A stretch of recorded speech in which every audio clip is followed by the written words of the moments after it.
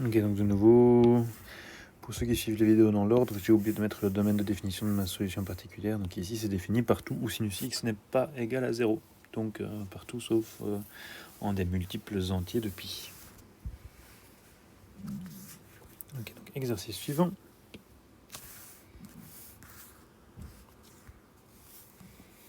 Maintenant, ça va être le slide 104.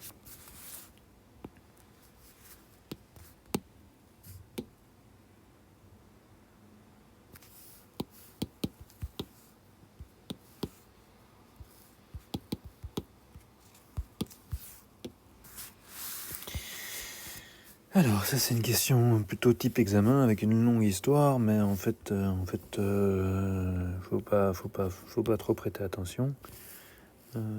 Qu'est-ce qui se passe? On a une équation différentielle linéaire, tout ce qui est de plus un classique.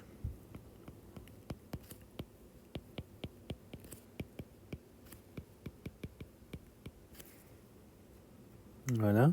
Alors si vous préférez, que vous n'aimez pas les t et les x, vous pouvez la retraduire comme ceci. Hein. C'est exactement la même chose.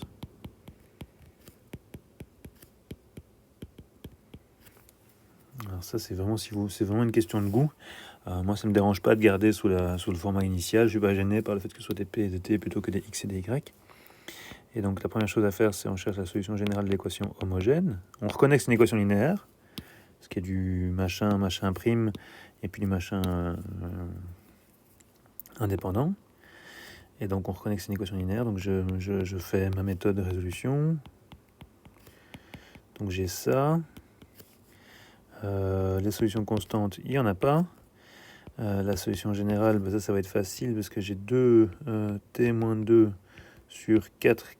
Pardon, je dis n'importe quoi. Je rassemble tout ce qui est p d'un côté. Donc j'ai p' sur p qui est égal à 2. Bon, celui-là, je peux le tuer avec celui-là. Donc j'ai 2 sur t-2. J'intègre, donc j'ai ln de p qui est égal à 2 ln de t-2 plus une constante arbitraire.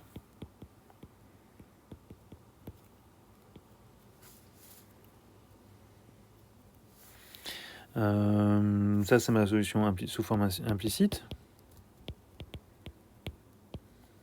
Si je veux la rendre explicite, je peux. Et donc j'ai quoi? J'ai p de t est égal à... Donc de nouveau, faire attention au carré qui est ici. On ne peut pas l'éliminer, donc il faut qu'on le rentre dans le ln. Mais ça, c'est des méthodes que vous avez appris dans le secondaire. Et donc on va avoir a fois t moins 2 au carré, avec a, une constante réelle quelconque. Voilà, donc ça c'est la solution générale de l'équation homogène, que je vais appeler pH. Ensuite, il faut trouver une solution particulière de l'équation linéaire. Donc je recopie mon équation linéaire et je vais la regarder de plus près. Donc j'ai ceci. Oups, pardon. Donc j'ai ceci.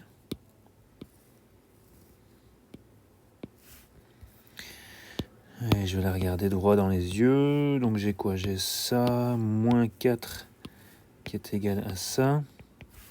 Est-ce que je peux deviner une fonction? En fait, oui, si vous le regardez de près.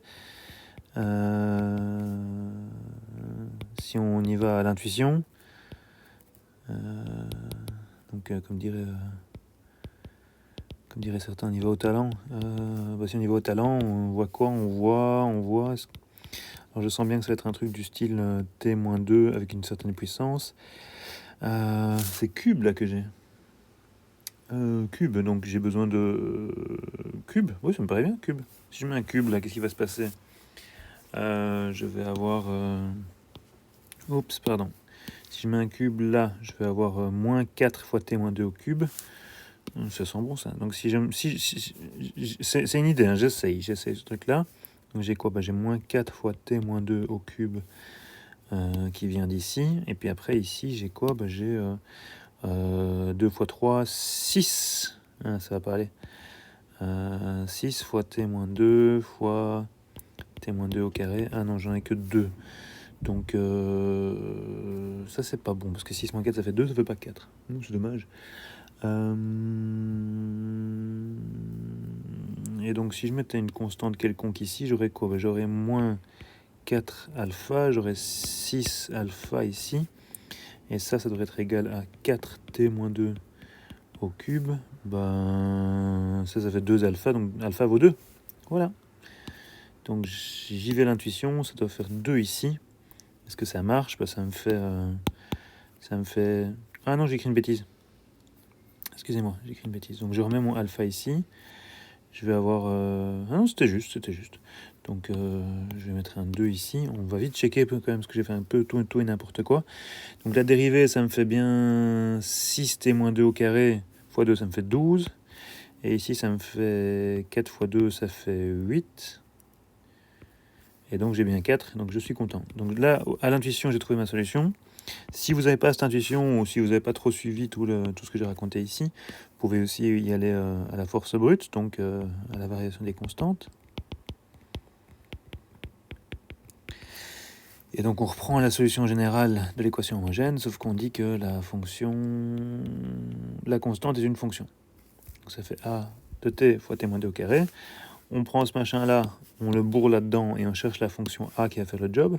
Donc j'ai 2 fois t-2 fois a' t-2 au carré plus 2a t-2 moins 4a t-2 au carré qui doit être égal à 4 fois t-2 au cube. Mais ça c'est chouette parce qu'on le voit assez vite. Ce gars-là, avec le 2 là, il va se tuer avec celui-là. Et donc je me retrouve avec a' fois 2 fois t-2 au cube qui doit être égal à 4 fois t-2 au cube. C'est juste ça? Oui, c'est juste. Et donc ça et ça se tue. Et donc a' est égal à 2. Du coup, a est égal à 2t. 2t par exemple. Oui. Donc là, je vois, donc qu'est-ce que j'ai obtenu? J'ai obtenu que p de t est donc égal à 2 fois t-2 au carré. Alors ça va marcher. Ça va marcher. C'est une bonne solution particulière. Mais j'aime pas tellement parce que c'est pas... Vous allez dire, mais c'est pas la même chose que ce qu'il avait trouvé d'intuition ici. Oui, mais alors ici, attention, on a toujours dit que tous ces trucs-là, cette étape-ci, c'était avec une constante arbitraire. Donc il y a une constante arbitraire qu'on avait choisi de mettre à 0 dans tous les exemples précédents. Donc ici, si je veux, je peux être un petit peu plus élégant et je peux aussi choisir P de t qui serait égal à 2. Donc je pourrais aussi décider de prendre C qui serait moins 4. Et donc si je prends C égale moins 4, j'ai 2 fois t moins 2 fois t-2 au carré, ce qui me fait bien la même réponse que ci-dessus. Ça fait la même que celle-là. Voilà, on a donc deux solutions particulières qu'on peut choisir. Je vais peut-être faire les deux en même temps. Et donc maintenant qu'on a ça, la solution générale de l'équation homogène, de l'équation linéaire, solution générale de l'équation linéaire, ça va être quoi? Version 1, ça va être P, pas Y. Douille. P de t qui sera égal à donc solution particulière de t fois t-2 au carré plus a fois t-2 au carré. Oui, avec a qui est une constante réelle. Et l'autre, version 2, qui sont parfaitement identiques, c'est 2 fois t-2 au cube plus a fois t-2 au carré avec a une constante réelle. Les deux sont tout à fait acceptables. Donc cette version-là ou celle-là sont en fait en tout point pareil. C'est juste que la constante est différente ici ou ici. Sinon ça fait la même chose. Alors, ça c'est le 1. On a déterminé la solution générale de l'équation linéaire. Le 2, je vais mettre une petite couleur. Voilà. Le 2, soit R est une constante positive, déterminée parmi les solutions obtenues au point précédent, celle qui satisfont la condition initiale P de 0 égale R. Donc si je veux P de 0 est égal à R, je dois donc avoir que... Alors, qu'est-ce que vous préférez? Que je fasse la version 1 ou la version 2? On va faire les deux. Alors, à l'examen, vous en faites qu'une, hein, vous faites celle que vous avez choisie. Donc si je pars de la version 1, j'ai quoi? J'ai P de 0 qui vaut 4A, qui doit être égal à R, et donc A est égal à R sur 4. R étant fixé, hein, donc l'idée c'est qu'on fixe R, donc R il est fixé. Et du coup ma solution générale ce sera 2t fois t moins 2 au carré plus R sur 4 fois t moins 2 au carré. Ce que je peux peut-être réécrire un peu plus agréablement comme t moins 2 au carré fois 2t plus R sur 4. Voilà. Et si je pars avec la version 2, alors P de 0 est égal à... ça vaut quoi? Ça vaut moins 8. Moins 8. Oui, 2 au cube ça fait 8. Le moins il fait moins... Non, ça fait moins 16, pardon. Moins 16 plus 4A. Je me trompe pas, oh c'est moche, qui vaut R, du coup A il vaut R plus 16 sur 4. Et donc ma solution générale ce sera 2 fois t moins 2 au cube plus R plus 16 sur 4 fois t moins 2 au carré. Que je vais quand même réécrire plus agréablement. Donc je mets t moins 2 au carré fois, et donc j'ai 2t moins 2 qui reste ici, plus R plus 16 sur 4. R plus 16 sur 4, ça même moi je sais simplifier, donc ça me fait R sur 4 plus 4. Et donc ça me fait quoi? Ça me fait t moins 2 au carré fois 2t plus R sur 4. Et là, on est quand même un tout petit peu rassuré que, comme je disais, ça va donner exactement la même chose.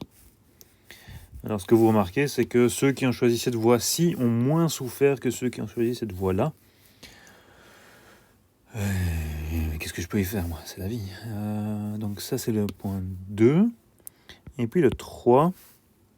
Supposons qu'après administration de sorte de médicaments, la pression artérielle satisfait la nouvelle équation. T moins 2 fois P' est égal à P plus V de T. Donner une fonction V pour laquelle l'équation machin admet la fonction machin comme solution. Donc ici, on vous dit que vous devez pouvoir mettre ceci. Cette fonction-là doit pouvoir aller là-dedans et que ça doit être vérifié. Donc si je fais le calcul, j'ai donc T moins 2 fois la dérivée de cosinus de 2T, ça me fait moins 2 sinus de 2t, qui doit être égal à cosinus de 2t plus v de t. C'est pas méga compliqué. La fonction v de t, ça doit être égal à moins 2 fois t moins 2 fois sinus sur cos, c'est-à-dire tangente de 2t, qui n'est évidemment défini que pour t différent de... Enfin, pour 2t différents de pi demi. Voilà.